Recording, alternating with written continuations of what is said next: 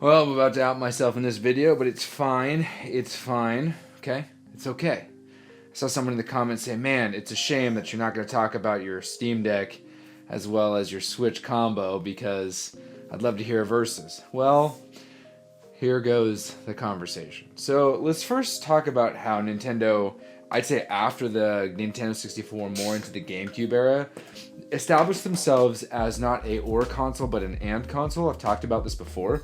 I think that Nintendo, what they did was they said, okay, we understand that we're not going to win the should you get us or someone else fight. So instead, we're going to make ourselves so irresistible as a console that you're going to now be like, well, I have to at least get the Nintendo with whether it's a PlayStation or with an Xbox or of course PC gaming. Even as a PC gamer, you would have to then still be like, I'm going to get a Nintendo product or whatever it may be, whether it's a handheld or the console.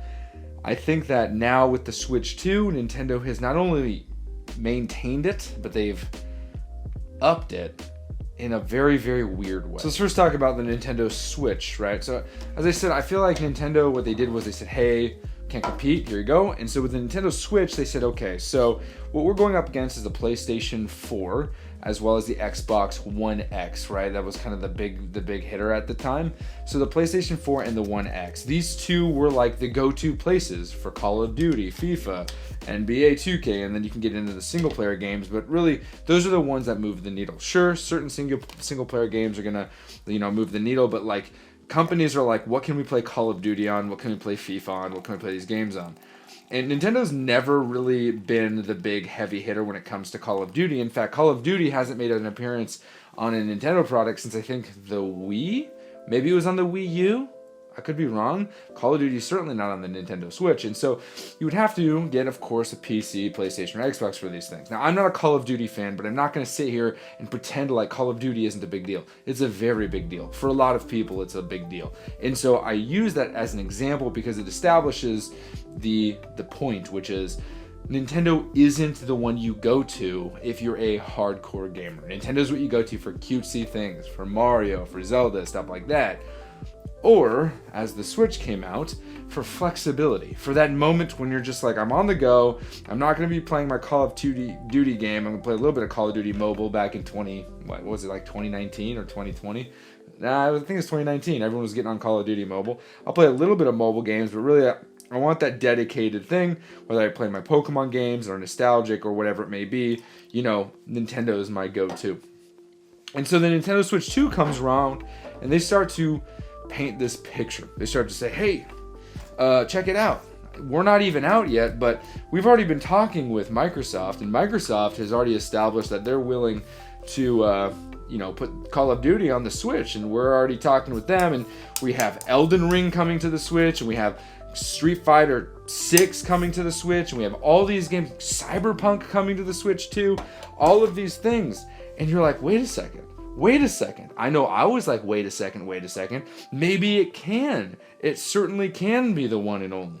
I know that I've been searching for this one and only my whole gaming career. I want this one and only because it makes life super easy. I'm not a Call of Duty fan. I'm not one of these hardcore gamers. I just play a few franchises. This is it. I'll be able to play my Square Enix games. I'll be able to play my somewhat odd and out there games. I'll be able to play some indies. This is perfect. I'm no longer an Xbox guy, a PlayStation guy. I do have a PlayStation 5 Pro for the heavy hitters. But really, I've been on PC. I've been using Steam Deck. I'm going to be able to make it my one and only. Nintendo's finally coming back to being the console that it can be the one and only. And they go, wait a second. We're not supposed to be the one and only. We're supposed to be the and console, right? And so whereas before they said we can't compete with the other big boys, we can't compete with PlayStation, Xbox, or PC. This generation so far, and I don't think this is it, but I think they're setting kind of a precedent with the way that this whole thing is launched. And I think, looking down the pipeline, they're going, we can't compete. And then now they're saying, with the current launch, we won't compete. We're not going to try to compete. We're investing our time in Bonanza. We're investing our time in Mario Kart. And eventually with Metroid or all of these other titles. Yes, you can get Elden Ring, Cyberpunk, both. We don't know if Elden Ring is going to be an on-cartridge title, but you can get these games on cartridge. I would love to know if they're going to re-release Guardians of the Galaxy, even, RE Village, or what's the other one? Kingdom Hearts, the all-in-one collection.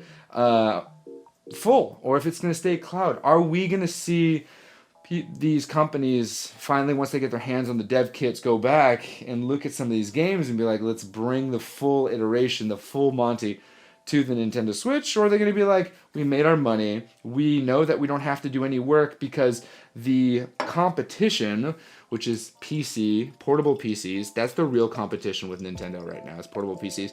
The portable PC competition, they don't need us to go back and make these updates because they can make the adjustments on their own. And so we don't have to put extra time and energy into this. I don't know how it all works. I don't know if it's an easy thing to do, if they just go back, flip a switch, and now all of a sudden it works better on the Nintendo Switch. I'm not sure. I'm not sure. I did hear in the comments that the dev kits, which is what goes out and allows for these developers to work on these devices, work on the Switch 2 release of everything, that the dev kits finally went out, so we'll get a full, true release of these games. I don't know. All right, odds and evens, right? So 1, 2, 3, 4, 5, 6, 7, 8. There it is, 7. Just for you, 7. I missed, and I'm...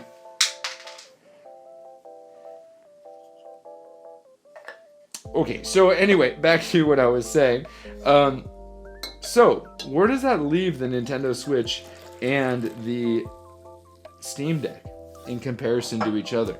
Is it a this or that? And I think for some people, it very well could be a this or that if you're looking to the future. If you're looking to everything from here on out, this or that, you could say, yeah, I'm going to stick with just Nintendo Switch because I'm able to get games coming out from today moving forward. But I think if you take in a little bit of what's happening right now, you start to see what the trend might be. I'm not saying anything is set in stone because we don't know.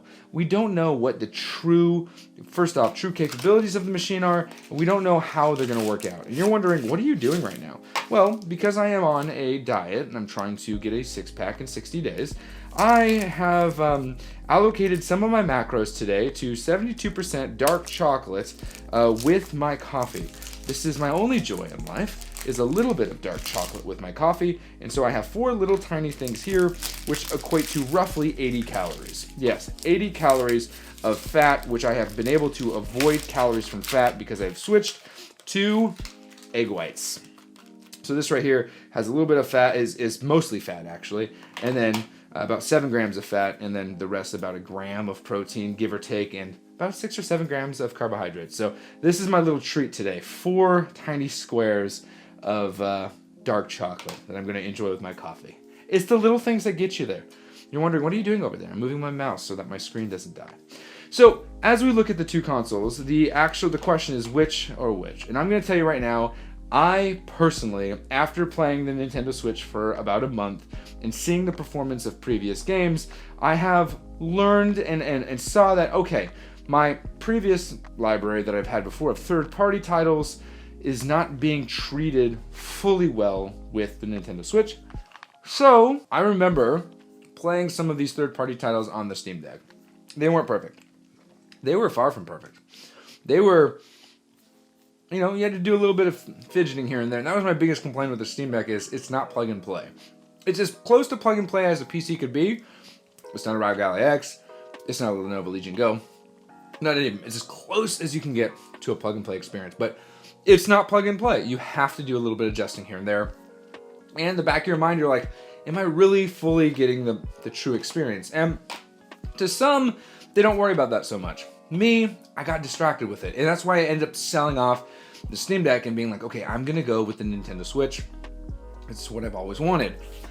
But now using the Nintendo Switch, there is an element of it where I'm like, I don't have control over my third-party titles. Nintendo's going to be Nintendo, right? I can't get those games anywhere else. And so I'm perfectly okay with however they release their titles because it's the best that they're going to do, right? Whether they could squeak out more frames, give me a better resolution, whatever it may be, it doesn't matter. It's the best that they're going to do. I'd like for them to go back and make Fire Emblem Engage look better.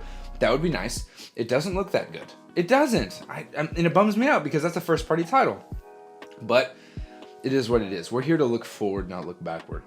And so as I look forward and I think to myself, okay, well, how much control can I gain over some of this stuff? Where do I find myself really wanting to invest in my libraries? And before, right, I was like, okay, Nintendo has made the promise. They are going to be the machine to move forward. And it's clear that their focus is to bring third parties on, but the value that they're offering from those third parties are really interesting. One, the game keycard situation, I'm staying away from the conversation because a lot of people are up in arms about it. The basic thing that I'm saying is this. With game keycards, I don't want to have a fake pretend key to open the door to a game if the game itself could exist digitally. Yes, it means that I could sell the game later down the line, but chances are if I'm buying it physically, it's for a reason. It's not, not for resale value personally. And so if I was going to do the resale thing, I'd spend whatever monthly it is, at $15 or $16 a month to just do GameFly. Like, I'll just use a rental service, right? When it comes to video games themselves. When it comes to consoles, I'll buy and resell those till the cows come home. And just so you know, because I think it's important to state, I don't think it's really that important to state, but when I sold my Steam Deck OLED the first time, I lost $57 on the sale because I included some accessories I'd been given from different companies. So I would say that's a net even. Whatever. I don't have to justify it for you guys. And I'm not going to make some like, oh, woe is me kind of video about it. We're just going to accept the fact that Steam Deck as a device is very necessary.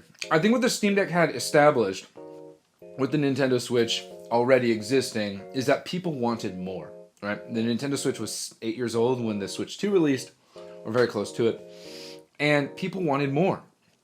The Steam Deck released mid-cycle, and we're like, this is actually pretty sweet. It's giving us access to games that we didn't have access to. It's giving us access to titles that we didn't have access to, and it's, for me, if it wasn't for the Steam Deck itself, I would never have a gaming PC, right? And I've gone back and forth about it. The gaming PC, it feels cumbersome, it feels clunky, I just want the simple feel. But some of that dose is ADHD. Another bit of that dose is the fact that gaming as a whole is something that I'm trying to kind of keep up with. And as you get older, you figure out where your priorities are. And sometimes it takes a little bit of time for you to look at a priority and be like, maybe I'm not able to manage this hobby in this priority scale the best way I was able to do it before. Maybe this will grant me a little bit easier. And I'll tell you, some people in the comments are always like, man, you're making it overly complicated. This is what it looks like in real time for someone. Maybe I'm alone on this, but maybe this is just my journey. Let me know if you resonate with this. I'm sure someone does. This is what a exact outward expression, a real-time mental, like trying to figure it out, looks like for someone who understands that when you have children, when you have a family, when you have things in your life that take priority, making sure that your children are being not just taken care of, but paid attention to, right? That you're spending quality time where you look them in the eye and you're like, I'm not next to you, I'm with you, right? This is a big thing, and I promise you we'll get back to the main point. A wife who's like, I'm not going to sit next to you and be in the same room as you and do my thing, you do your thing. I'm going to pay attention to you, right? These kinds of things, when you're trying to be like, okay, I went from having more time when the kids were smaller and incapable of communicating and they just needed to be with you, not paid attention to as much, like I can have my little baby on my chest babbling and drooling while I'm playing my game. That's fine, right? That's okay. But now that my daughter's 4.5 years old, she understands the difference between paying attention and actually investing time with that person. Same with my son. He's 2. He knows what it means to be next to him while he's playing in the garage, and I might be irresponsibly just scrolling through my phone because of a phone addiction. That he knows what that means. He looks and he goes, oh, my dad is just doing something else, not looking at me. So trying to balance that, understanding that, also trying to balance the absolute aggressive inundation with information at all times and being like, how can I feel okay with using and playing video games? And so this is what a real life wrestling with that is. So someone's like, it doesn't have to be that complicated, bro. Well, unfortunately for someone like myself who is trying to balance everything and trying also to live in a space where I'm allowing myself to have that mental rejuvenation. I've talked about it in previous cups. I'm going to start refocusing some of the content. Like, I'm not refocusing content, but like coming back to some ideas that we had back last year. Because I think that some new people here, someone made a mention about library. They call their backlog a library. I'm like, haha, you might have not been here for that cup when we talked about that. But anyway, when I'm trying to have that mental rejuvenation, that mental health moment, which I'm try not to lean into this mental health, you take care of yourself first before anyone else kind of situation.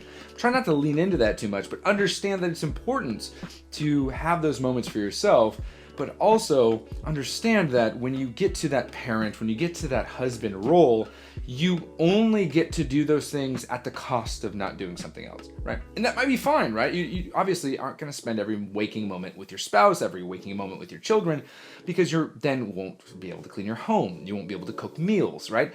Every time you decide to do something, when you become a family man, every time you decide to do one thing, it's at the cost of something else. And you have to mitigate that. You have to be like, okay, what is the cost? I am deciding to cook dinner tonight, and that is at the cost of cleaning my house. Okay, I'm deciding to clean my house tonight, and that's at the cost of cooking dinner, so I'm going to order out. I'm deciding to play with my kids until sundown, and that's at the cost of cleaning my house and cooking dinner, right? Both my wife and I out there playing in the yard with the whole thing. So what are we going to do? We're going to push the chores off, or we're going to stay up late and do the chores, or we're going to order out, or we're just going to eat. So everything has a cost at this point. There's no more blank spaces. When you're young, when you don't have responsibilities, or when you just don't care as much, you have blank spaces in your schedule. You don't get that as a parent. And so as I wrestle and decide to make a video instead of resting, make a video instead of cleaning, make a video instead of cooking, when I decide to do this, I go, well, what can we talk about? Let's talk about a juxtaposition, and let's also talk about trade-off, right? And so when I look at the Steam Deck, and when I look at the Nintendo Switch, I realize that in my hobby, as someone who, there's like 2 or 3 prerequisites, but there's one absolute, unbelievable, unequivocal must-have in my gaming. I would say it wasn't in 2017. I'd say since 2022. 2022. All of my games have to be able to be accessed portably. And you're going to be like, well, JD, what about your PlayStation? Do the math. Also, if you're on a diet, crazy. Man, this brings so much joy. Just these few pieces of chocolate. Extra dark chocolate, super delicious. Gosh, with the coffee, it's so good. All my game has to be able to be played portably. It doesn't have to be played well, but it has to be played portably. And so then the question then is, well, why would you go back to Steam Deck? Why would you even use a Steam Deck? Why would you even consider a Steam Deck if the Nintendo Switch 2 can do all those things? And that's when it comes down to one word: Steam. Steam themselves, the gaming company, the management company, the whatever you want to call them, the distribution company, who knows? Steam themselves, once you start using Steam, let me rephrase that. I'm not gonna throw this on you. I'm gonna be fair about it. Once I started using Steam, I very, very quickly realized the value that it has, right? I don't think paid online service is a scam.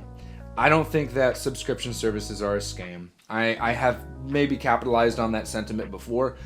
I redact those statements. I don't think they're scams. I think they're tools. Are they good tools? I don't know. Maybe. I think the type of tool they are ones that could be potentially silly. I'll give you an example of a silly tool that my wife and I often make fun of, and if you use this tool, please be offended. My wife and I cook a tremendous amount. I love cooking. It's one of my favorite things to do. And so when I cook, you encounter different elements of cooking. And there is one specific tool that exists out there. It is called, we call it this, the avocado tool. Have you heard of it? It has 3 things. It usually, and I'm not going to throw up, there's no B-roll, dude. All the stuff you see is overhead cam and right in front of me. That's why I don't have the Switch and the Steam Deck out here. I might have them here from time to time, but today, no B-roll. So just let me paint the picture. It is a tool that on one side has a knife, right? Plastic knife, but a knife. Sometimes it's serrated, sometimes it's straight, but a sharp edge of sorts, even though it's plastic, sharp enough. In the middle is a little 3 pieces of metal that you can slam into the pit, and it kind of grabs the pit based on tension because each part of the metal like kind of wedges into the pit. You twist and you pull the pit out. And then on the other side is a circular thing that is about the shape of an avocado, right? It's kind of an oval. It has lines in it, so you run it through the side of the avocado and now it's sliced. You cut it in half, you rip out the pit, you slice it. You know what else you use in the kitchen? A knife. Can you use just one knife? Yeah, sure. What do I use? I use a paring knife specifically to do it because it's a little bit shorter, right?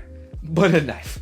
I just use a knife. I slice it, I slam the knife in, I rotate it, pull it out, throw the pit away, or keep the pit and throw it in the bowl of guacamole so your guacamole doesn't oxidize. Hey, you learned something new today. And then I slice little things, take a spoon and I scoop it out, and there's your avocado.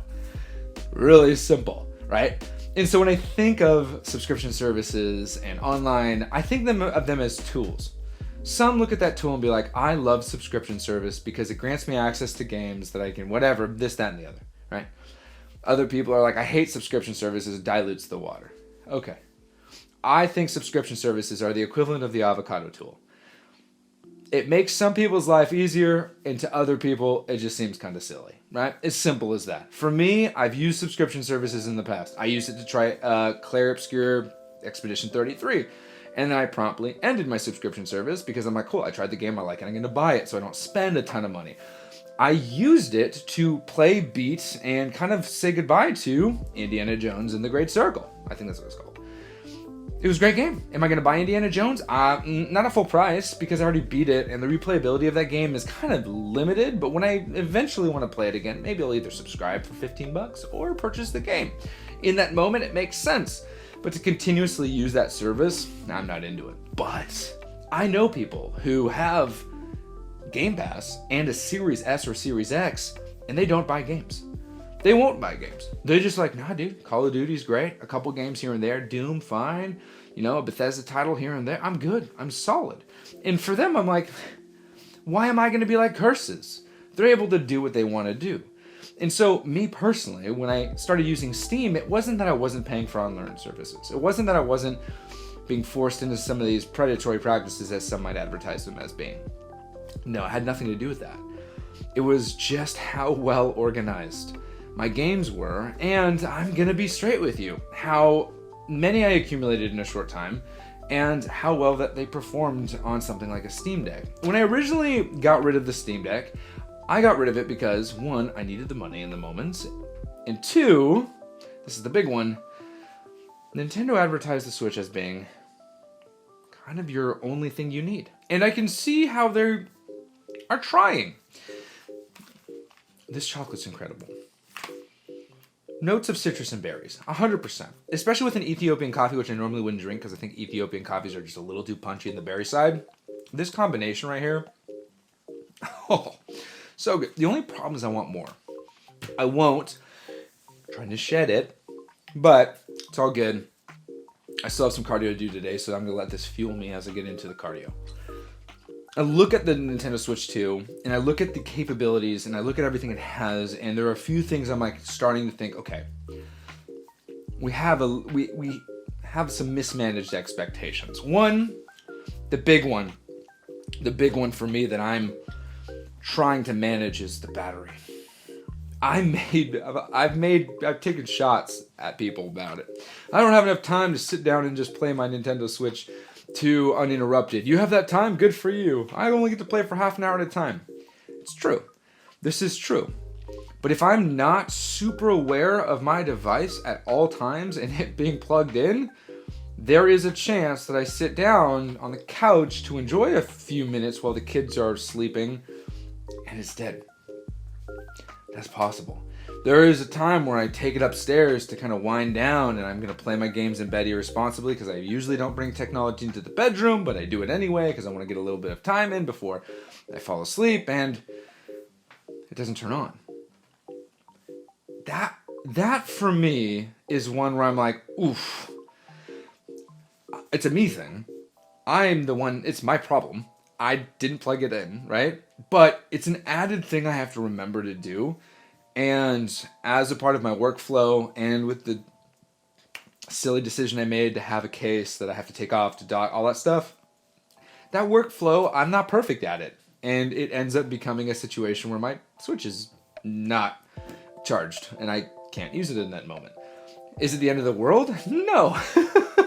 Trust me, we got plenty of things happening worldwide that are far more threatening as far as the end of the world than just the Nintendo Switch being out of battery. But in that moment, it's a little bit of a disappointment.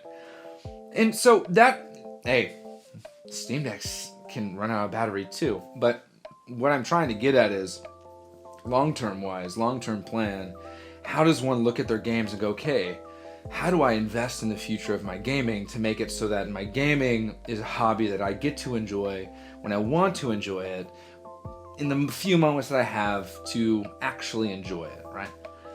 And as I look at this, I've heard people play this before, like Nintendo's first party only. I'm like, nah, dude, all in one place. All in one place, all in one place. I don't want to have to worry about what thing to put in my bag, all in one place. And that is the dream, right? That's the dream. It's like when someone's like, what's the best backpack? And I'll be like, well, it hasn't been created yet. What's the best car? Hasn't been created yet. But the closest that we can get to the best backpack is indeed the GoRec GR1. The closest we can get to the best car, I would say, is probably the DeLorean. I'm not even going to amend the joke. It's the best car. I love the DeLorean. It's like my favorite car in the whole world. It's my favorite car. It's kind of a running joke with my friends, but it's my favorite car. My buddy is like super into cars. He has a car channel. He's been super famous in that space. And he's like, JD, his favorite car is a DeLorean. It's just the coolest car ever. No, but when it comes to the number one console to beat them all, it won't exist. It can't exist. It'll never exist. And so when I dream of that moment where I have everything at my fingertips, I realize that that's kind of the opposite of what I try to articulate in this space. It's not that you have everything at your fingertips at all times. It's that choices, having too many choices is bad, but being able to choose is good. Whew, how do we manage that? And that maybe is a full cup in and of itself. But the way I see it in a practical manner is, when asked, which one? The Nintendo Switch or the Steam Deck? If you're asking me which one I'm trying to use, one or the other, I think that it's okay to say and. That's kind of where I'm going to leave it. I don't think one is better than the other. But I do think that there are opportunities left on the table right now that we're seeing that potentially we might see fixed in the future.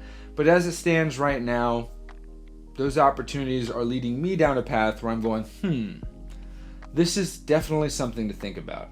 I think that when it comes to content creation, I think that when it comes to music, when it comes to any sort of interactive format type of thing, where you're doing a thing that is going to be interacted with someone else, podcasting, whatever, the best, most important thing you can do when you're creating is to eliminate the amount of barriers between what you're making and the experience someone is going to have from consuming that thing you're making, whether it's food or whatever. You go to a fancy restaurant and you see really, really gross, disgusting things on the table. It just doesn't get wiped down.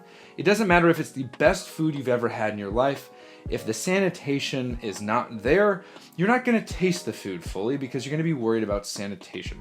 You go to see a movie, and the movie is one of the most critically acclaimed best movies out there. But for some reason, the theater makes it so that it's just the audio is kind of off. There's the music's too loud, or not even the theater, but the mastering of the movie, the music's too loud and you can't hear the words.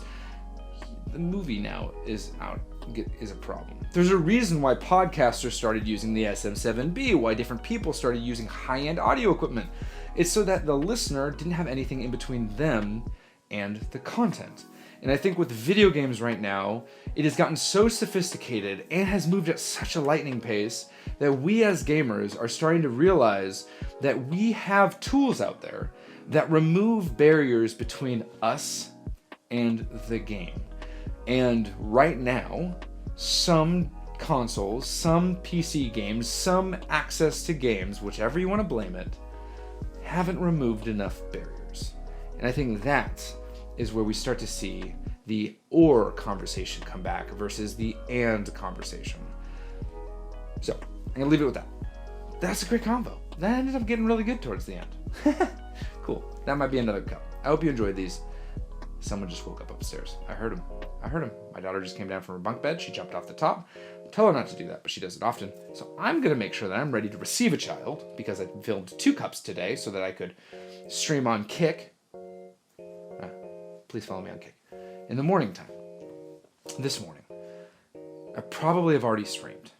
Or I'm streaming right now. We'll see. All right. Cheers to you. Play more. And be kind.